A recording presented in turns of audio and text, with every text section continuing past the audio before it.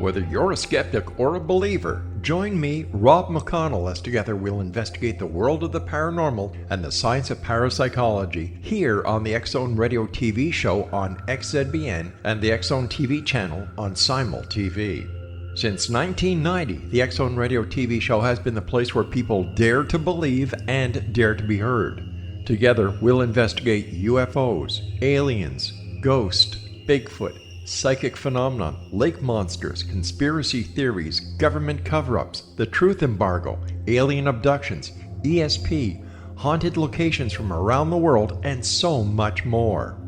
With over 28 years of broadcasting and more than 4,500 individual guests, the X-Zone is truly a place where fact is fiction and fiction is reality, as evidenced by the credibility, integrity, and professionalism of the guests that we bring to our international audience. If you have seen a UFO, had a close encounter, seen a ghost, Bigfoot, lake monster, or a story that you would like to share or have investigated, contact me, Rob McConnell, by sending me your email to xzone@xzoneradiotv.com, or you can call toll-free 1-800-610-7035, extension 143, and on Skype, X-Zone Radio TV. For more information on the X-Zone Radio TV show with yours truly, Rob McConnell, visit www.xzoneradiotv.com or www.xzonetvchannel.com or simultv.com and xzbn.net. Until next we meet here in the X-Zone from our broadcast center and studios in Hamilton, Ontario, Canada, always remember, X-Zone Nation, keep your eyes to the sky and your heart in the light.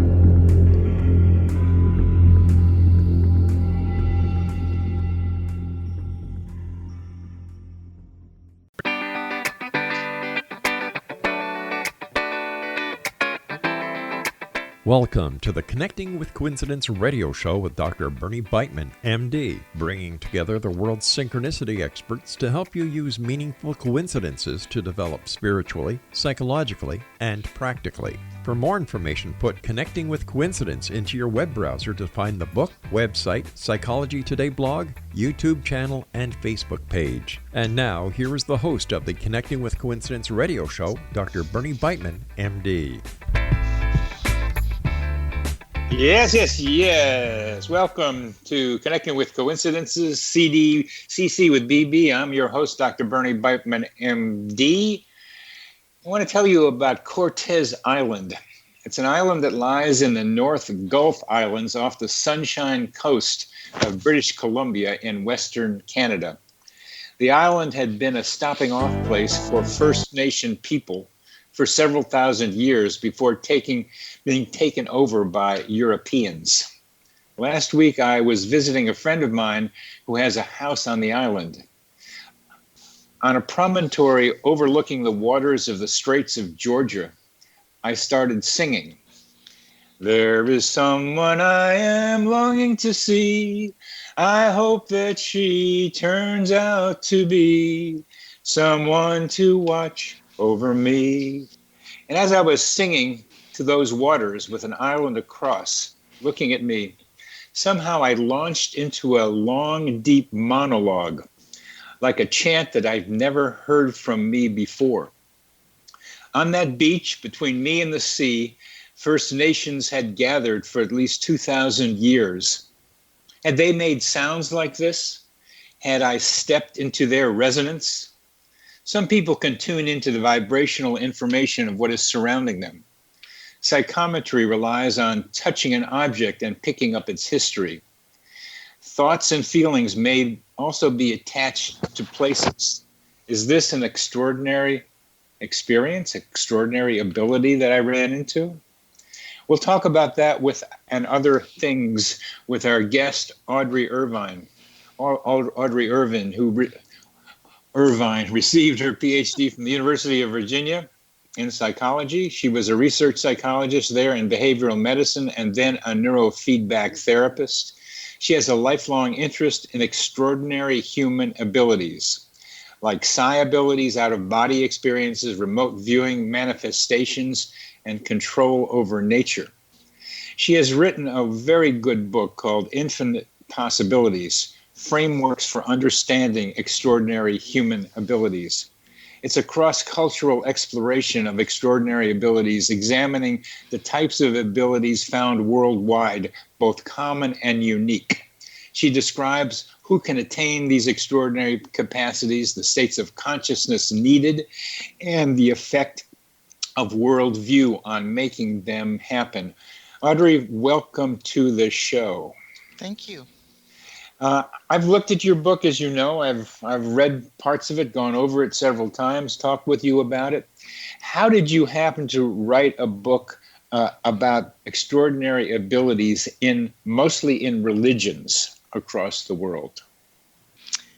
Well, for one thing, a lot of the religions tend to record what, these abilities, because they are often thought of as being signs of holiness. And so they're held on to, particularly the Catholic Church has recorded hundreds of years of miraculous capacity in their saints. And they did this in order to establish whether they were saints or not. But a lot of this has been personal interest, and I decided it would be interesting to find out if there were common capacities. I know, being raised as a Christian in West Texas, I thought that, the abilities that, Jesus Christ had were, unique to him and sign of his holiness and whatever, and only to find out that these are found commonly around the world. And what did that do to you to see that Jesus was not the only person with extraordinary abilities? At the beginning, I was sort of shocked. I was like, oh my gosh, what does this mean?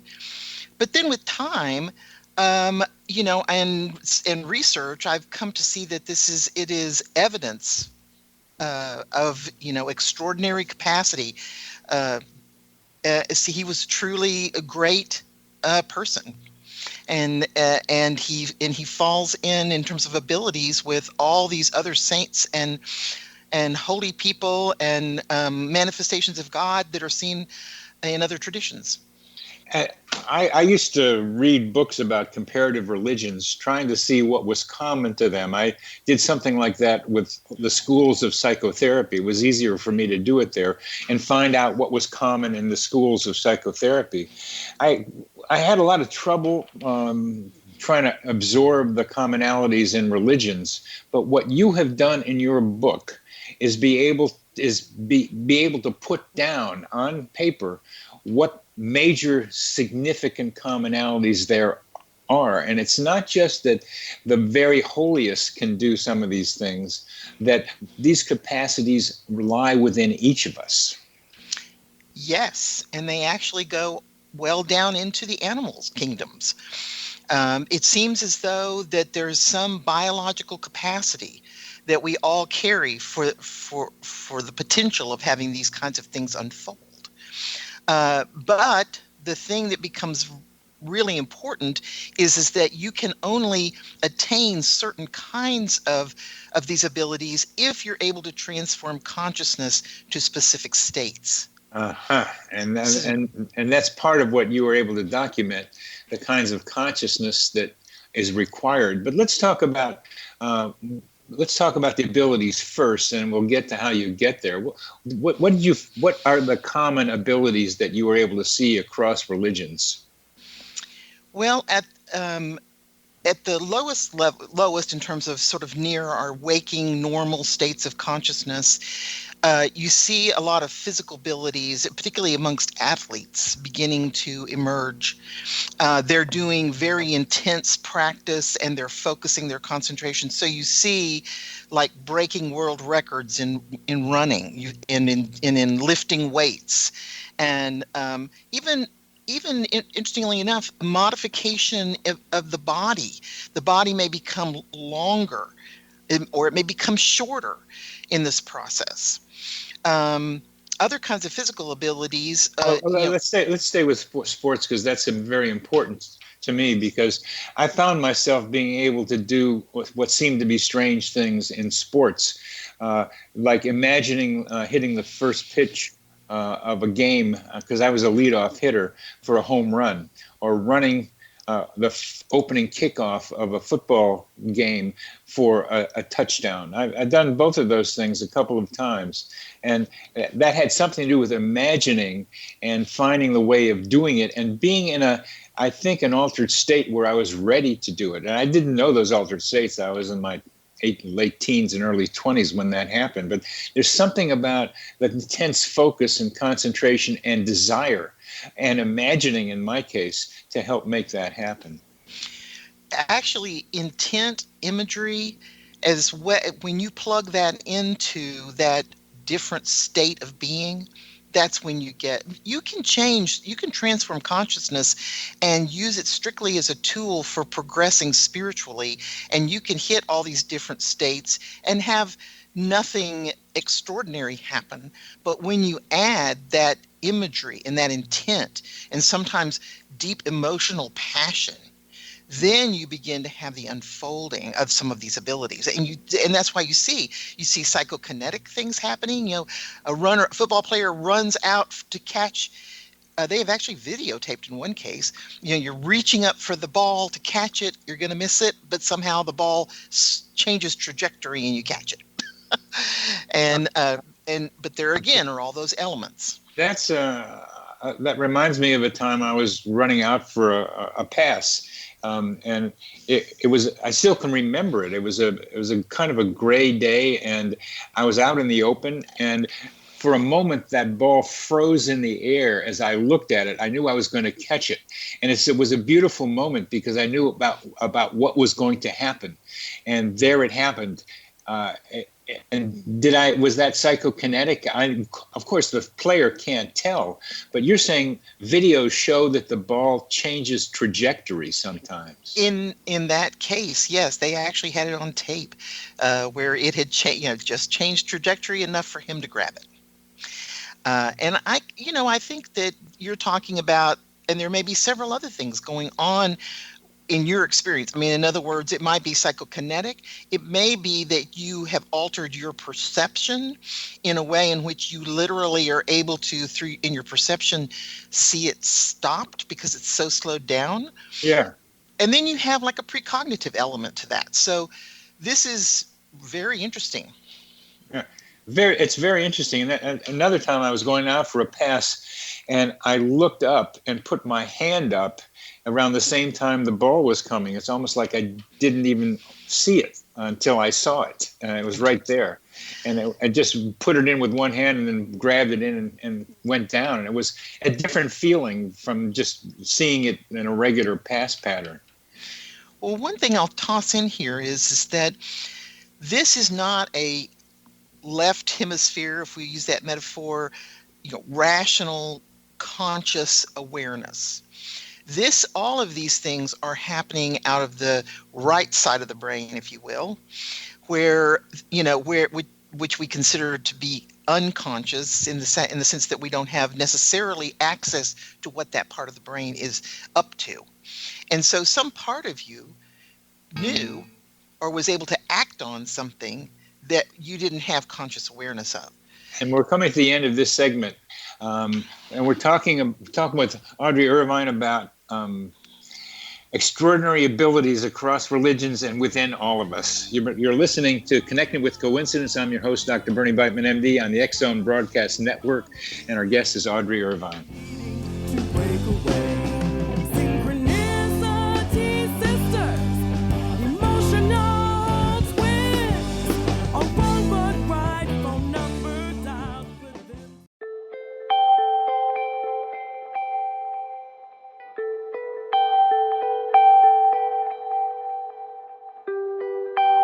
It's hard to listen to the news without realizing we're living in volatile, unprecedented times. Yet never has there been such an opportunity to transform the human condition. As old structures fail, where can we find the guidance to co-create a better way?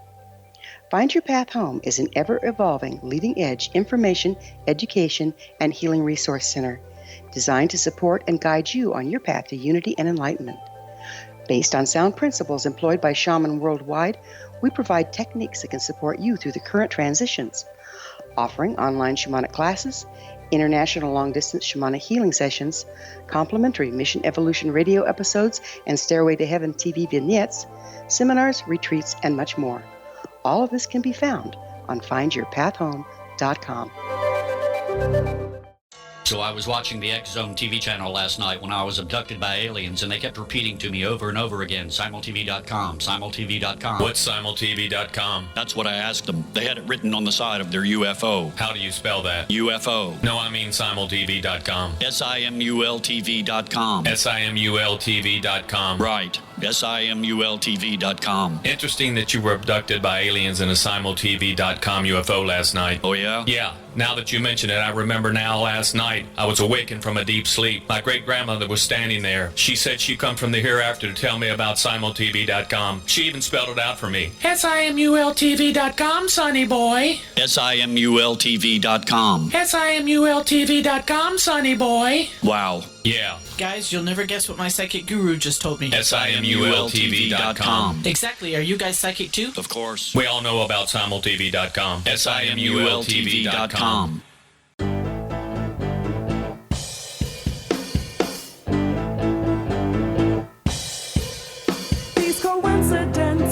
These coincidences, we are really meant to be. We seem to be able to communicate telepathically without being in the same room. Whoa. Welcome to CC with BB. Yes, I'm your host, Dr. Bernie Beitman, MD. We're talking with Audrey Irvine about extraordinary abilities, particularly seen across religions. We just talked about extraordinary abilities in athletes. What are some of the other extraordinary abilities that, as you move up the chain of more difficult, let's say, abilities? Well, very close to that sort of, if you think of it as body, mind, spirit. So body, physical ability is very close, becomes the psi abilities. And those can happen, and for some people they can use them consciously, but for most of us it's like an unconscious. Think of the example of being stared at. Everybody's had an experience of somebody we don't know, we're like at a bar or a table and whatever, we start feeling that kind of unsettled feeling, and we turn around and someone's staring at us. That's a very common psi ability. Then, when you sort of move up, you start having things like the awareness and use of subtle energies, like for healing, out-of-body travel, interaction and visionary experiences with different kinds of spirits, angels, even God, and controlled dreaming.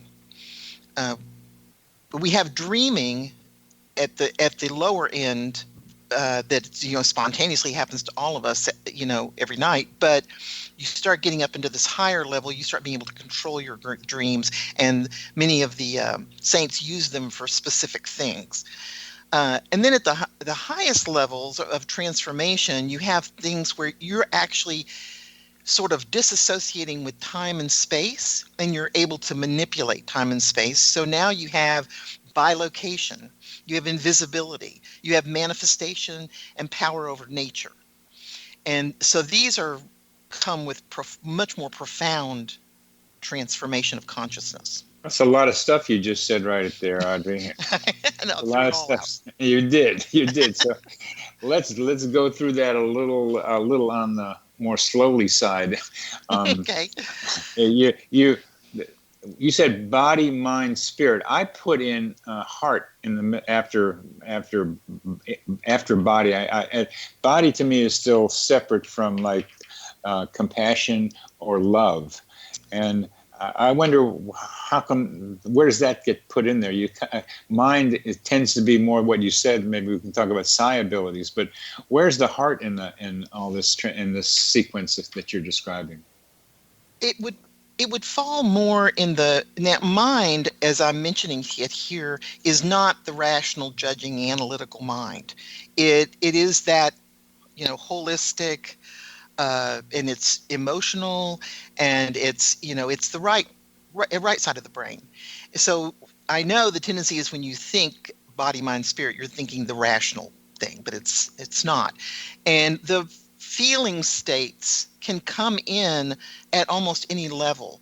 But what you see is that it transforms the kind of love, or the kind of compassion, and it becomes I would say deeper and maybe more intense depending on how it's used. So feeling states can exist all along this continuum, but I think you really start to use that in the mind and then spirit part. One of the things that struck me in your book was reports that people evolving and feeling love can feel love so intensely that it almost shatters them. Yes. Tell us about that. Well, you can think of emotion as being something that can really intensify transformation of consciousness. Yeah. And what will often start to happen is that you'll start, for example, glowing with light, or maybe you're focusing your object of meditation on your heart, and so your heart might actually begin to be hot. They've measured some of the Christian saints, 104, 105 degrees in their heart. This glowing with light is very common, and it comes with these deep meditative states where people are focusing on love and light. They say that St. Francis and St. Clare would meditate together, and that their light together would outshine the full moon. Yes. So it can be quite beautiful. And I would say here that worldview becomes very important, because you can kind of get off the beaten path sometimes with this, and your worldview, or your map of consciousness that's part of these different spiritual traditions, will tell you how to stay within a place where you are maybe glowing with light, instead of having yourself burning out in some way. Or the Jews actually talk a lot about the risks that come with these different states of consciousness. But if you have a good roadmap from your the advanced mystics in your religion, then you're able to avoid that. So I would take the shattering thing as being going off the path a little bit, or not having the right tools to manage it. I focus on I'm slowing us down about the heart and love, because my interest is not only in personal evolution, but in the evolution of interpersonal relationships. What's bothered me about a lot of what you write about, not what you're describing, not what you're saying, but what you're writing about, is it's also individualistic. It's all about an individual expanding his or her consciousness, without that much about relationships. And relationships, particularly in this world now, are a major problem with people. And I know somebody who is very smart, and who is physically very energetic and very capable. But her ability to open her heart to somebody is very limited. And I see that in a lot of people, but with her, it's most striking.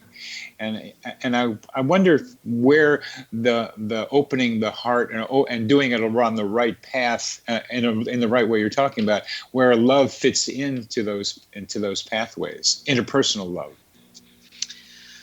It is something that a tradition, many of the traditions work specifically on, compassion and love and opening the heart, to a larger and larger embrace of others and the world.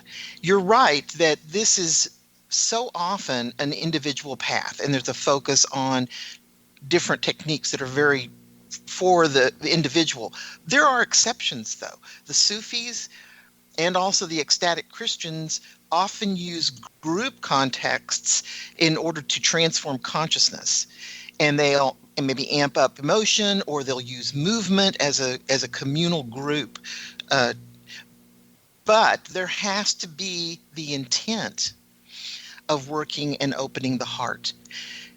Another path for this is that if you use a paradigm that thinks of love as being a vibrational state or an energy state, then other people, often masters, will then pull their devotees or whatever to a larger state.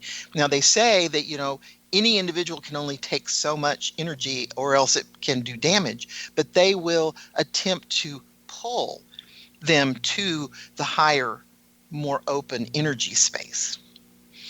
So it is complex in the sense that it can be very individual oriented, but there can be tools that are for groups, and you can have this kind of energetic moving of another person. But you know what? It has to be done kind of with their understanding of what's happening. Yeah, that would be a good idea.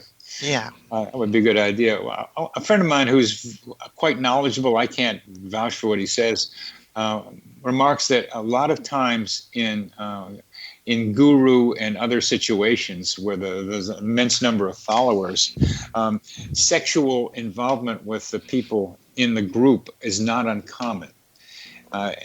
Why does that happen? Sexual involvement with the guru and people and the devotees or whatever, yeah. the followers. Yeah.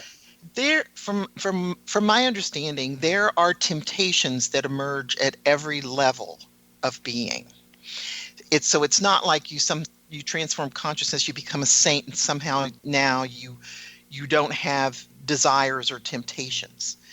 The other thing that happens, this is something that Ken Wilber talks about, is that we all have many streams to our life. We have our interpersonal relationships. We have, we have our physical body and our athletics. We have our abilities, intellectual abilities, and our heart.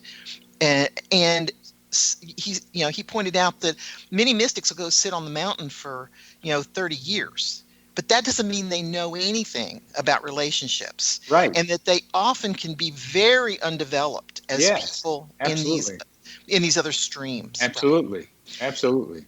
And he is very emphatic in saying, if you need to know something about the spiritual journey or journey of consciousness, go talk to one of these masters.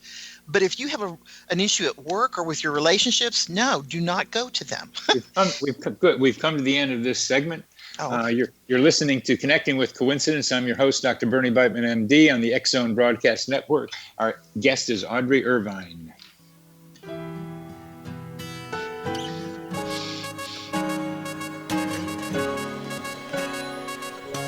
This psychosphere. How would your life change if you could develop the business and personal skills that you need in order to make more money? Do you want to learn how to achieve your big life goals faster? Then go to findhiddenmoney.com and get the Goal for It online course. The course teaches you how you can set and achieve your biggest goals while completely overcoming the roadblocks to your goals so that you can realize your dreams and imagine more success. Go to findhiddenmoney.com. Memorable dynamic presentations are a not-so-secret weapon in the business world. Do you have a powerful message that must be shared, but you haven't found a way to deliver that message? Do you want to be known as a top public speaker who gets amazing results? Are you ready to create and deliver your powerful message? Thomas Hides can help you create and deliver your speech to get the results you desire. Visit iconquality.com. Did you expect your business to flourish, but instead it plateaued or didn't get off the ground yet? Would you like to achieve massive goals and discover new sources of income within your business? When you're ready to experience that type of success with fast results, Cindy Hendricks is the business coach for you. Her work with entrepreneurs and business owners has been life-changing. To get you and your business where you want to be, go to imaginemoresuccess.com. Has the fear of public speaking stalled your business or personal life?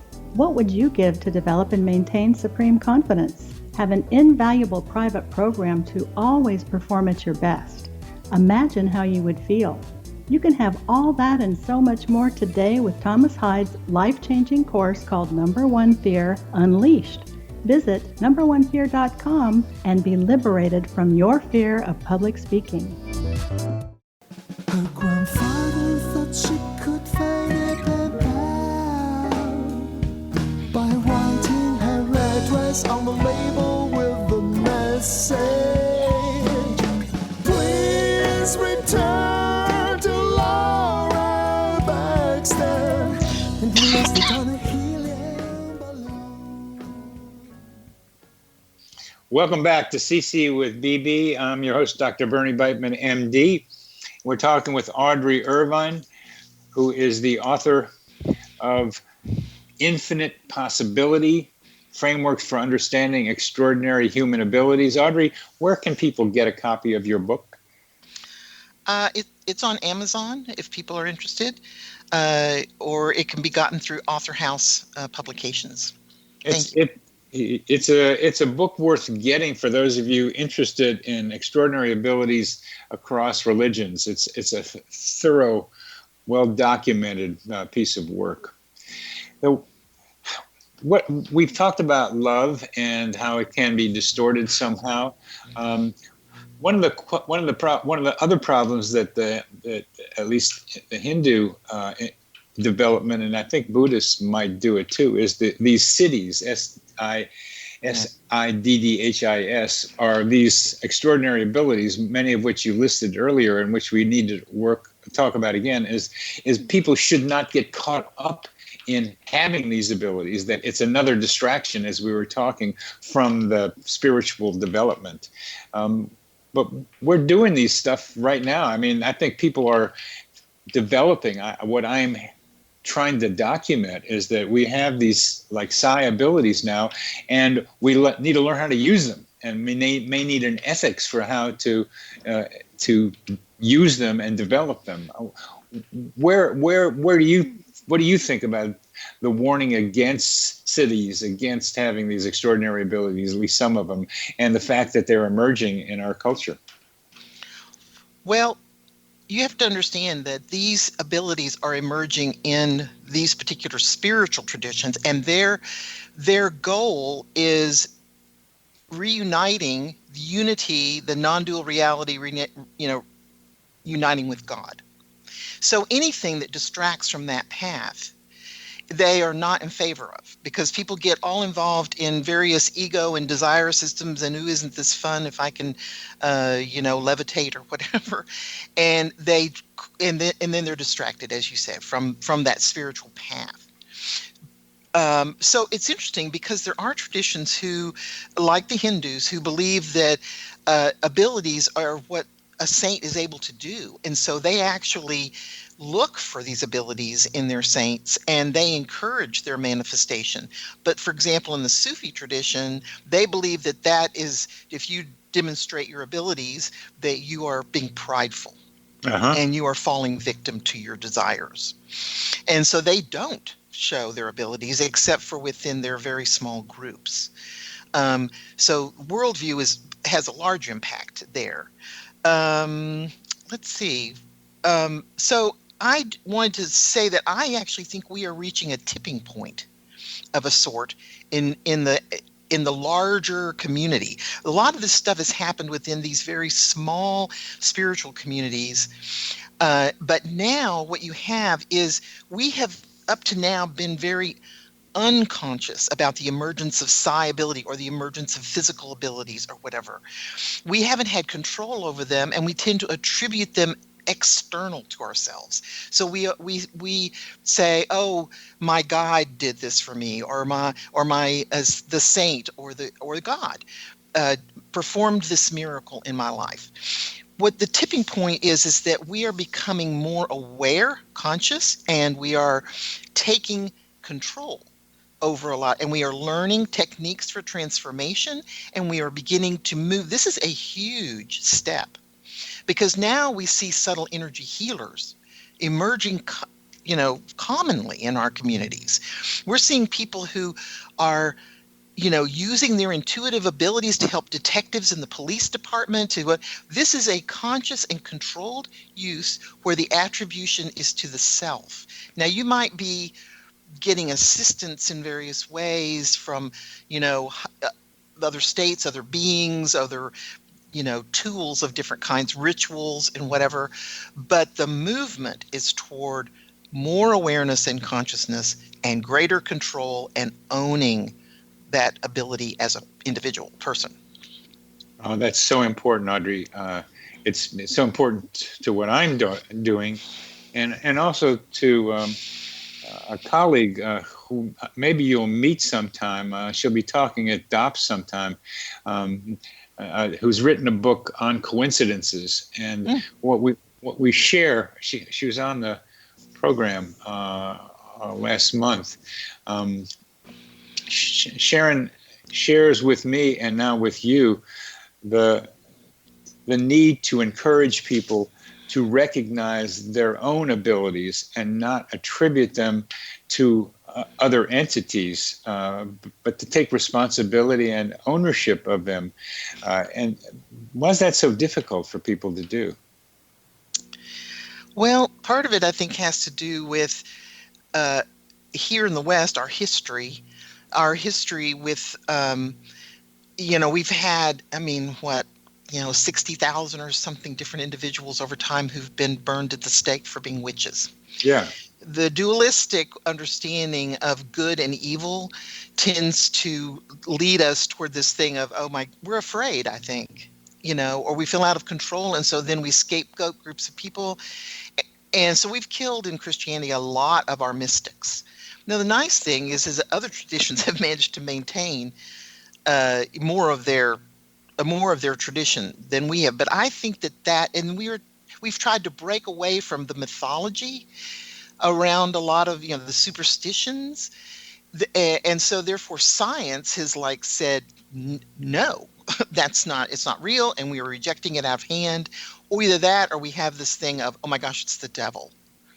And we're afraid, and we avoid it. So part of writing what I've written is to say this is normalizing. It's this is normal for us, and it's a function of mind. And if we want to think clearly, scientifically, then we need to look at what are transformative techniques and what kinds of things I think we can do almost. It's sort of unlimited, the kind of things that we could potentially do if we had cultivated the tools. Well, we got to do something because Earth is now in danger. At least our lives on Earth are now in danger. I think Earth's going to hang around if and when we go as human beings. But I look towards developing extraordinary abilities as a group and trying to find out not just a way of healing an individual, but somehow with group consciousness, with group collaboration, with group vision, to be able to do something about many of the terrible things that are going on in the world right now that we're all quite aware of. Yes, but I'll throw a note in here that because intent is so important. Yeah. That, if people are plugging this into their desire systems, then it may not necessarily serve the higher good. And that's what you were saying about we need to have ethics.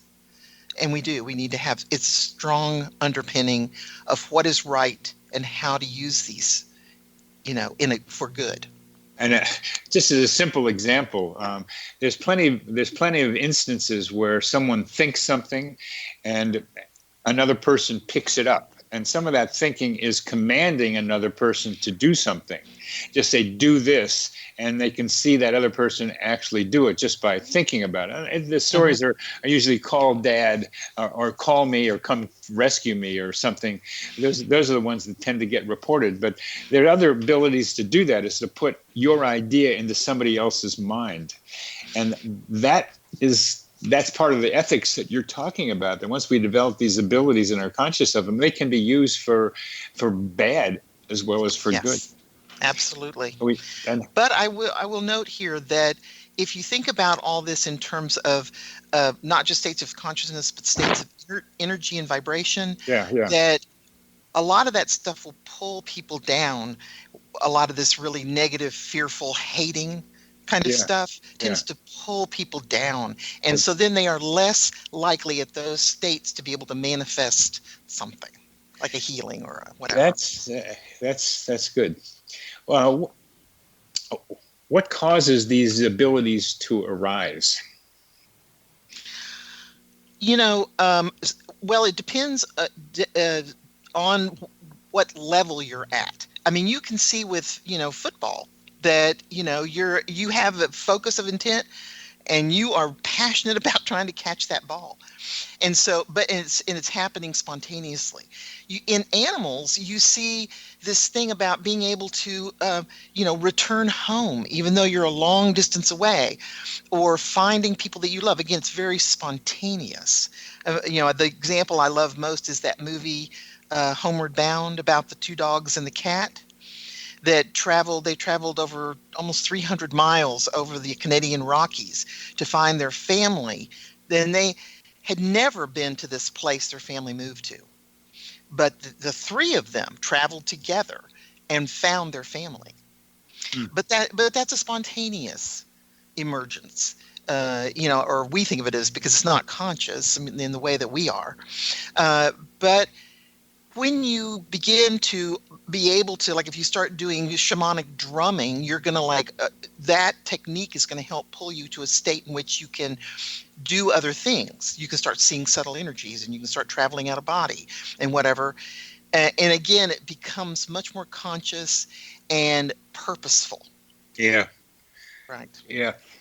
Well, we're coming to the end of this segment.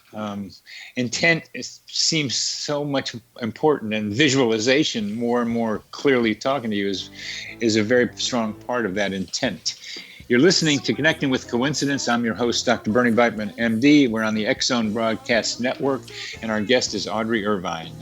We seem to be able to communicate telepathically without being in the same room. If you are looking for a safe, zero-calorie natural option to the harmful artificial sweeteners on the market today, Just Like Sugar is what you're looking for. Just Like Sugar is a wonderful natural alternative for those health-conscious people who choose a calorie-restricted diet with a great, pure, sweet flavor that tastes just like sugar. Just Like Sugar is a great natural option for people suffering from diabetes and may be useful in restricted diet programs where standard sugars are not allowed and does not cause a laxative effect of some other sweeteners. Just Like Sugar comprises a perfect blend of chicory root fiber, natural calcium, natural vitamin C, and Just Like Sugar's sweetness comes from the natural flavors from the peel of the orange. Just Like Sugar is a natural alternative to harmful artificial sweeteners and will change the way that you believe all natural sweetener products taste. Just Like Sugar is available at your local Whole Foods markets, Wild Oats markets, Henry's, Sun Harvest, and many other fine natural food stores in the U.S., Canada, and worldwide. They are here, and they've been here for thousands of years, making their presence known in the shadows. They might be seen by a lonely motorist on a deserted road late at night, or by a frightened and confused husband in the bedroom he is sharing with his wife. But who are they? What do they want? Why are they here? Perhaps most concerning, has the government been aware of their presence all along? The new book by Ellie Marzulli, UFO Disclosure, the 70-year cover-up exposed, delves into the world of UFOs. Can full disclosure be soon? Order now and receive a free hour and 37-minute DVD on the UFO phenomenon. UFOs are real.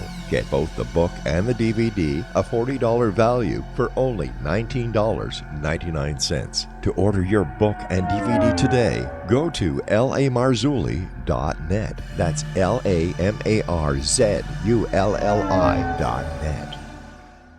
You have heard of the X-Zone? Now watch it on Simul TV, plus 500 video games, live TV channels, free video on demand, worldwide, and more. Does this sound like tomorrow's television? Well, it is, but you can have it today, right now. It is Simul TV. Simul TV offers what the others only wish they could provide. 15 exclusive channels like X-Zone, Sci-Fi, and Horror. We are worldwide. No other provider offers that. 500 built-in video games. No need to have an extra expensive system. We have them included. Free video on demand. live streaming events from around the world, interactive online network, and much more. Tomorrow's TV today. Simul TV. Sound too good to be true? Well, it's not. You can have Simul TV today. Sign up at simultv.com. Do it today. My father brought home a 6-week-old puppy. I named him Snapper, and we became best buddies.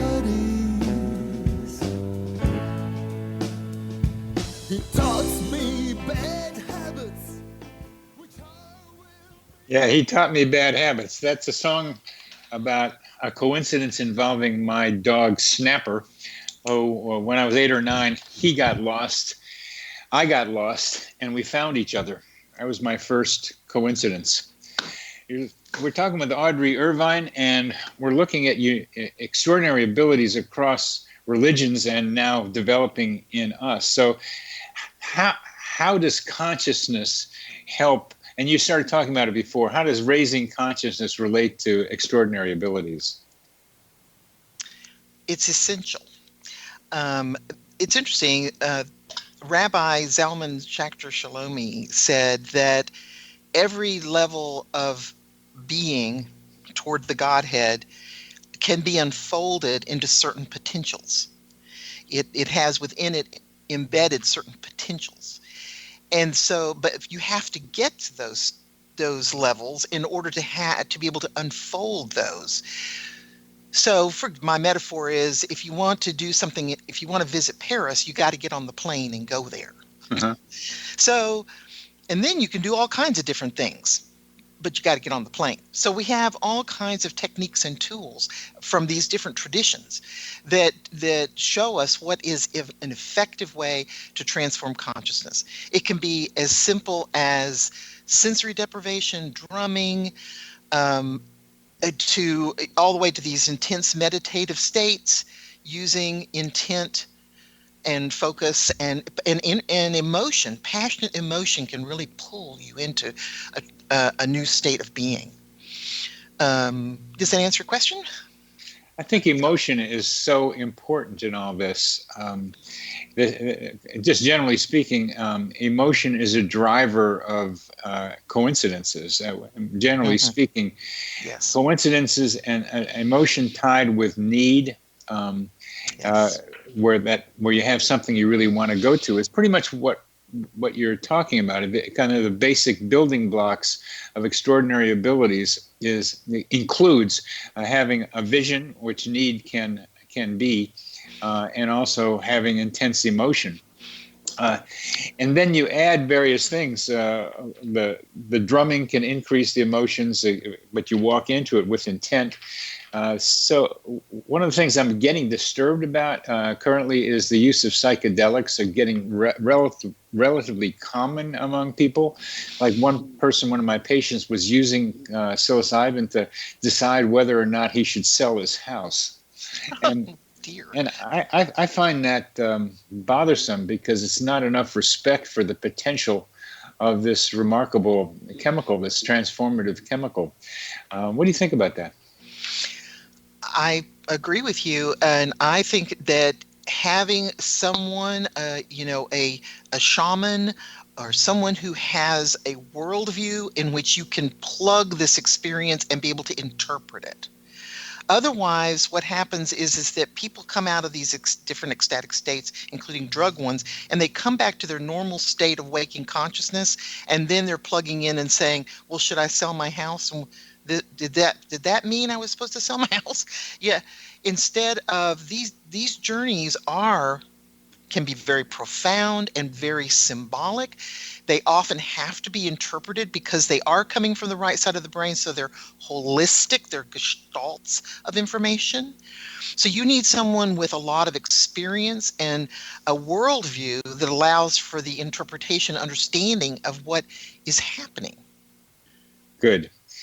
One of the things you mentioned is the ability to find water and food.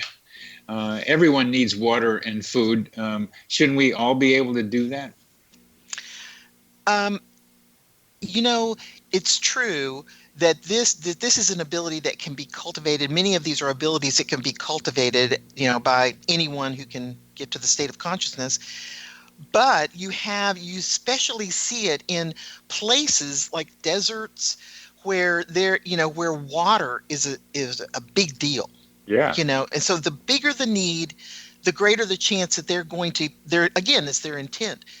They're going to find water, or they're going to manifest water, or whatever, because that's what the people need. I did want to mention, that along the way I was finding these unique variations. Yeah. Please do. Yeah, and so there are, and you point out one of the ones that creates unique variations, and that is the needs of the people. If the people need to have, their whatever trails are being covered over by giant mounds of snow, they're going to be, or if they're about to get attacked by lions, they're doing journeying in order to work with that. There are also, I mentioned earlier, this thing about cultural values, that if your extraordinary abilities are interfering with your closeness to God, no, they're not. They are really going to play that down. Interestingly enough, you see less of certain kinds of abilities that used to be common in highly mountainous, remote areas, where things like bilocation or telepathy or whatever were important ways of communicating. But now we have telephones, and now we have airplanes, and so it's much easier. We don't have a need anymore. What do we have? What do we have a need for? What extraordinary abilities should we be developing, Audrey? I think, healing is a big one. I think, like you're saying, growing the heart and being able to, one of the things that people, many of the saints do, is that the charism of being able to dispel negative feelings and bring positive feelings to someone, help someone, like in a therapeutic situation. How can you have someone who's been really traumatized feel loved, at least for a moment? What is that state is like? That would be really neat to be able to do. I'm glad you bring that up, because just yesterday I was sitting with a 20-year-old young woman who just can't talk in my office as a psychiatrist, who just had trouble saying things. And I've seen her maybe 3 or 4 times. And I sat there with her and began to be able to envelop her energy field with mine. I could feel like we were making a bit more of a connection. I watched her. I didn't demand that she speak. I mean, therapists want people to talk. That's what we do. We got to talk. I learned this a long time ago with somebody else, that it's good to just sit there with them, with some people. That's what I did with her. And I could feel that she was beginning to accept my energy field around her. And after a half an hour, I saw a change in her mood. And I said, "Are you getting sad?" And she said, "No, I'm getting calm." Oh, wow. For some people who have lived under high degrees of stress, to be able to bring or help them reach a place of calmness is a great gift. And it also allows them to have a toehold in a place they want to move to. Yeah. It's hard if you do not have any experience with calmness to suddenly have that. It definitely is. So you can see, much the way you're saying, how important learning to use these kind of subtle energies could be. Yeah, and we have a couple of minutes left, Audrey. And what else would you like to tell our audience that I haven't asked you about? Well, I wanted to just mention a couple more of these unique abilities, because, for one thing, this thing about imagery and intent, and like, for example, the transformation of the body, symbols are so important, because, like, look, the stigmata that you see, the bleeding in the hands and the side from the wounds of Christ, this comes from intense meditation. And that's a unique symbol to Christianity. So you're never going to see that with the Taoists. And also unique forms of practice. The Taoists have this entire model about the use of energies, yin and yang, and they have developed all kinds of applications, martial arts and acupuncture and various other healing modalities, and that only make sense in that worldview. And so worldview becomes so important in opening the doors, what is permitted, what is encouraged, and also shutting doors, what won't be, what we will not venture into. Yin and yang is getting applied now to Western thought. Yes, isn't this interesting? But I think that Joseph Campbell said something about this. He said, you can take a discipline and you can go deeply into it and really learn what it is about and how to use it. Or you can learn many traditions, but only wade in ankle deep. He said he was of the last sort.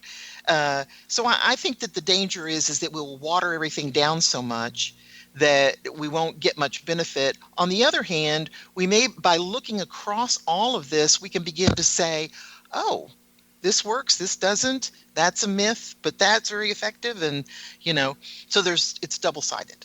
It's kind of what's happened with yoga and meditation too. But meditation is used for relaxation and not for consciousness expansion a lot of the time. And yoga the same. It's used for like physical stretching and not for the conscious capacity. Right. Well, we're coming to the end of this program, Audrey. It's been a pleasure talking with you, and I want our audience again to know the name of your book, Infinite Possibility: Frameworks for Understanding Extraordinary Human Abilities, and I'm going to add within various religious traditions, because that's what's so important here. You've been able to look at different religions and see where the commonalities of these extraordinary experiences are, as well as the differences. So you've been listening to Connecting with Coincidence with your host, Dr. Bernie Buttman, MD, on the X-Zone Broadcast Network. Thank you for listening. Whoa, whoa.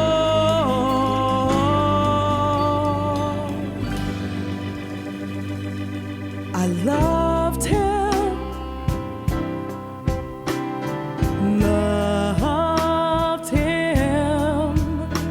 like no one else I've ever loved. Little children aren't the only ones afraid of the dark. Millions of soldiers return from war zones with PTSD, anger, frustration, fear, and loneliness, much of which surfaces during the darkness of the night.